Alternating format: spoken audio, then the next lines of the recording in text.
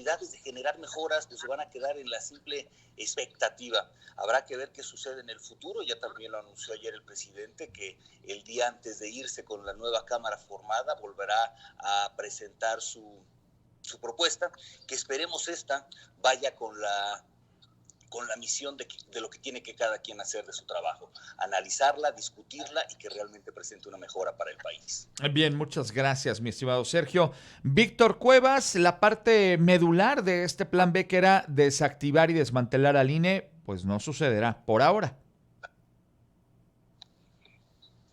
Así es, mi estimado Ángel, y es que era una de las pretensiones del presidente López Obrador en el ánimo justo de debilitar al instituto garante de la democracia en nuestro país. Pareciera ser que es una vieja vendetta que venía persiguiendo al presidente por varios años, y es que no le termina de perdonar o de responsabilizar al INE por su derrota electoral en el 2006, porque para López Obrador, como lo sabemos todos, eso fue un acontecimiento de fraude, cuando está históricamente demostrado y muy bien documentado que simple y sencillamente perdió las elecciones. Y en esa reacción, pues lo que busca es precisamente tomar el control total de las instituciones en nuestro país, garantizar la continuidad de su movimiento a partir precisamente de estas técnicas de autoritarismo y de totalitarismo, donde lo único que da cuenta pues son de esas ambiciones de dictador y de esas pretensiones antidemocráticas que lo han caracterizado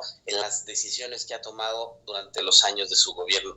Creo que precisamente el hecho de que el Instituto Nacional Electoral se mantenga fuerte, se mantenga ciudadano y mantenga su autonomía es algo de lo que debemos de estar orgullosos, y es algo que tenemos que seguir defendiendo con López Obrador y con cualquiera que pretenda dañar a la democracia en nuestro país. Gracias, mi estimado Víctor. Jesús Méndez Aguilar, uno de los intereses que era pues desactivar al INE, yo creo que no se va a concretar, por lo menos por ahora, Jesús.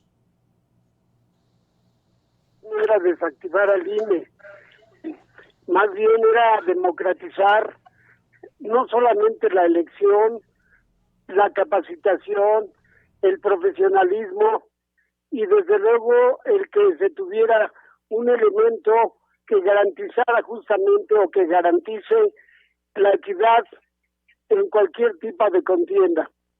Y de ahí entonces que se puedan hacer otros ejercicios que cuando se requieran se puedan hacer. Es lo que se pretende. Y de ahí entonces que no le veo yo ningún riesgo de ninguna naturaleza, porque al final está garantizada ese carácter democrático que se quiere para esta institución. Tan es así que, bueno, pues están ahorita en ese pensamiento, están ajustando justamente no solamente salarios, sino personal, etcétera, con el propósito de que sea un órgano que funcione y que sea el garante de lo justo y de lo que deba de ser en cuestión política nacional. Bien, muchas gracias, Jesús. Vamos a el siguiente planteamiento. La verdad es que luego, pues la narrativa de la 4T y de Morena perdiendo ganan. Es decir, pues ya les van a echar para atrás el plan B, y entonces desde Palacio Nacional se dijo que se va a lanzar un plan C, pero al mismo tiempo me parece que llegado el momento se va a utilizar esta pues decisión por parte de los magistrados como un argumento, como un elemento narrativo para decir que, pues ya saben, que la mafia del poder conspiraron y echaron para atrás la decisión del pueblo bueno y patatín y patatán. ¿Cómo lo ves, Juan Luis? Pues es que, Ángel, este gobierno era obvio que no iba a dar un solo resultado por la razón de que están estacionados en otra época. En lugar de aprovechar su turno histórico en el poder que les concedió legalmente el pueblo en 2018, después de años de hartazgo y de errores que se tienen que enmendar para el futuro, prefirieron enfocar su plan de venganza solamente porque en el 2006 no lograron la presidencia. Es decir, en lugar de actuar de manera congruente y decir, bueno, pues no nos tocó en esa época, vamos a tratar de hacer lo mejor en la actual, en la que les correspondía dar resultados. No, prefirieron pues combatir obviamente a las instituciones más sólidas de este país, y están en un error. Finalmente ya viene una nueva convocatoria del presidente a convocar a su clientela a festejar el 1 de julio, el 5º aniversario de su triunfo electoral, pues confirmando, Ángel, que su principal logro es llenar el Zócalo. Lamentablemente para México podrán llenar muchas veces el Zócalo, pero el presidente nunca pudo llenar la silla presidencial. Bien, son ahora las 7:54. Sergio Camacho, Morena sin duda utilizará esto como argumento, como narrativa electoral. Sí, claro, Ángel. Bueno, pues es precisamente las acciones y las inacciones que suceden en nuestro país también motivo de polarización, ¿no? Y esto no va a ser la excepción. Va a generar, o va a buscar el presidente generar un capital político a partir de esto. Vamos, a este momento, recién pasadas las elecciones estatales en el Estado de México y Coahuila, que era la atracción de este año, bueno, esto será usado para la ahorita larga carrera para la presidencia de la República el año que viene. Entonces, sí, definitivamente lo estarán capitalizando. Desafortunadamente, en México seguimos viviendo este asunto de la partidocracia, donde el tema es hacer política por hacer política, para mantenerse en el poder, no necesariamente para generar mejores alternativas para los ciudadanos. Entonces, sigue siendo muy desafortunado estar viviendo en este clima de polarización, donde cada quien está jalando la cobija para el lado que le convenga. Bien, muchas gracias, Sergio. Te pregunto también, Víctor, ¿Morena va a utilizar esto como argumento electoral? Y le van a tratar de sacar todo el jugo posible, porque nos han demostrado que el tema de la Suprema Corte es algo que les llama la atención en términos electorales. Al final del día, con estas intenciones, ya no solamente de debilitar al Instituto Nacional Electoral, sino también de acabar con la autonomía de la Suprema Corte de Justicia de la Nación, y se convirtieron en un enemigo perfecto para López Obrador. ¿Por qué? Porque al final del día la dinámica de la Corte tiene dentro de sus características pues una forma de conducirse bastante recta, bastante apegada a la ley, donde los ministros no se prestan para el foco mediático, donde los ministros no se apuestan por las declaraciones, por las entrevistas, por la intervención con los medios, al final del día apegándose a la rigurosidad de su trabajo y a la investidura de su nombramiento como ministros de la Corte, salvo algunos que se entretienen con conciertos y tratando de conectar con la chaviza, pero que en realidad lo único que están haciendo es debilitar a la Corte como institución. Y me parece que en esa razón, pues naturalmente las 4 corcholatas de Morena, en su intento de levantar en las encuestas, harán de la Suprema Corte de Justicia su saco de box en los próximos meses. No seas así, Víctor, no son 4, son 6. ¿Dónde me dejas al señor Noroña y al niño verde? No, bueno, pues no existe. Bueno, pero pues hay que subirlos allá a la ecuación. Mi querido Chucho, bueno, pues parece que hay un consenso en el sentido de que Morena utilizará esto como estrategia electoral. ¿Tú cómo lo ves? A ver, no te entendí la pregunta. Pues sí, el hecho de que van a tumbar en la Suprema Corte lo que queda del plan B, y entonces de Morena van a volverle a atizar, empezando por el presidente de la República y de ahí todos los morenistas, a los ministros de la Suprema Corte. No, fíjate que en ese sentido el presidente tiene que ser garante de respetar lo que la Suprema Corte de Justicia determine. ¿Y por qué razón? Porque justo es el garante, la Suprema Corte de Justicia, de las decisiones políticas que se den en nuestro país, porque tiene que ver justamente las bondades que ellos ven con el propósito de que al país le vaya mejor, no de que le vaya peor. Entonces, desde ese punto de vista, a mí me parece que es ocioso que se esté analizando este tema, porque este tema no tiene controversia.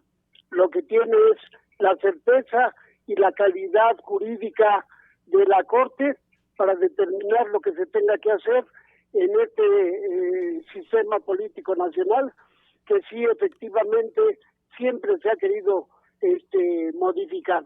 ¿Por qué? Pues porque van cambiando los tiempos, van cambiando el pensamiento, va cambiando las iniciativas, etcétera. Pero fuera de ello, yo no le veo problema. Ok, muchas gracias, mi estimado Jesús. Bueno, vamos al momento de las conclusiones. Por cuestión de tiempo vamos con 30 segundos para cada uno de los participantes. Juan Luis Íñiguez, arrancas la última ronda. Adelante. Tendrá que venir en 2024 un gobierno de coalición con las y los mejores mexicanos en cada área y obviamente con una Contraloría Ciudadana que pueda auditar a la 4T.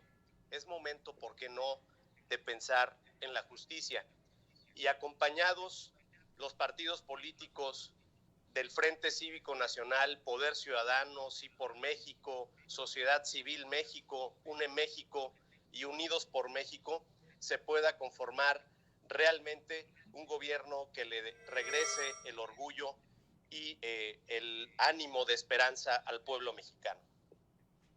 Muchas gracias, Juan Luis. Sergio Camacho, 30 segundos, comentario final. Bueno, Ángel, pues como se comentaba, parece que mañana se termina el asunto del plan B y se ha de comentarse que la Suprema Corte se fajó en el sentido de hacer respetar la Constitución, de acusar estas malas prácticas en las formas y este agandallamiento que se quería hacer desde las cámaras o de quienes tenían las mayorías en las cámaras. Entonces, bueno, finalmente va a ser parte de la retórica que vamos a estar viviendo, como comentamos en la participación anterior, del momento electoral que vamos a vivir permanentemente de aquí a estas instancias del siguiente año. Y bueno, pues será parte de los muchos escenarios que veremos, pero al menos ahora decir que la Suprema Corte hizo lo que tenía que hacer y le puso la muestra a las cámaras de que las cosas se tienen que hacer como se deben de hacer, como lo marca la ley y la Constitución. Gracias, Sergio. Víctor Cuevas, 30 segundos, comentario final. Resaltar que el centro de esta extinción del Plan B gira en torno a la falta del proceso deliberativo, ese en el que se basa la democracia y que debería de permear en todos los espacios de la vida cotidiana de las y los mexicanos. Al final del día, precisamente el hecho de defender a la democracia no implica solamente reformas electorales, no solamente es un Instituto Nacional Electoral, es también el diálogo que tenemos con nuestros vecinos, el diálogo que tenemos en nuestras comunidades y por supuesto el diálogo que se da como en estos espacios que abre RR Noticias para escuchar todas las voces, todos los puntos de vista y entonces que sí se puedan tomar las decisiones más informadas. El diálogo es lo más importante. Gracias, mi estimado Víctor. Jesús Méndez Aguilar, 30 segundos, comentario final. Bueno, pues yo me felicito de estar participando no solamente en esta ocasión, sino en otras, en un espacio que es deliberativo, plural, incluyente, y que eso significa que nuestro país está viviendo esa vida de apertura y de decisiones políticas del conglomerado que compone nuestro país en su población.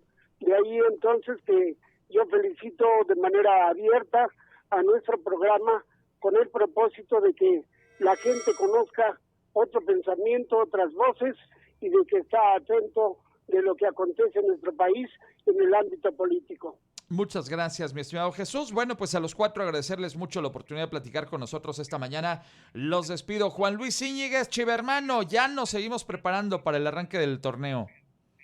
Playera lista y ánimo renovado, mi estimado Ángel. Un gran saludo a todo el equipo de RR Noticias, a tu amplio auditorio. Con todo y cuernito, está chulísima la playera de esta temporada, mi querido Juan Luis. Es correcto, mi estimado Ángel. Muchas gracias. Don Sergio Camacho, un gustazo recibirle. Don Ángel, también un gusto estar aquí compartiendo con RR Noticias, con mis compañeros de mesa. Un abrazote para ti, para todo el equipo y todo el auditorio. Gracias por estar aquí. Don Víctor Cuevas, un abrazote esta mañana. Mi estimado Ángel, sigue la onda de calor y Amealco sigue recibiendo a todo el que lo visite con los brazos abiertos. No, pues sí, se nos antoja ir para allá. Mi querido Víctor, te mando un abrazo. Chucho, un gustazo recibirte siempre.